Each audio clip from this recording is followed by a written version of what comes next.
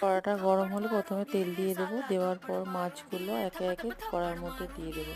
দেওয়ার পরে উল্টে পাল্টে মাছগুলো ভেজে নিয়ে তুলে নেব। তারপর অন্য একটা পাত্রে জল গরম করে নিয়ে আমুল দুধ গুলে নিয়েছি আমি, আপনারা চাইলে যে কোনো দুধ গুলে নিতে পারেন।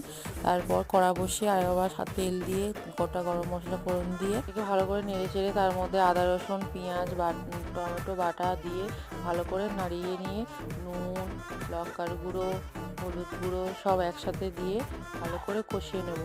ভালো করে কষিয়ে নেওয়ার পর যখন তেল ছেড়ে দেবে, তারপর গুলে রাখা দুধটা ঢেলে দেব। গুলে রাখা দুধটা ঢালার পর দেখতেই পাচ্ছ কেমন কালারটা এসছে। তারপর যখন ফুটে উঠবে তারপরে মাছগুলো ছেড়ে দেব। তারপর ঝোলটা যখন ফুটে উঠবে তখন গরম মশলা গুঁড়ো দিয়ে নামিয়ে নেব। দেখো রেডি আমাদের নারকেলের দুধ ছাড়া চিংড়ি মাছের মালাইকারি। কমেন্টে জানিও কেমন হয়েছে।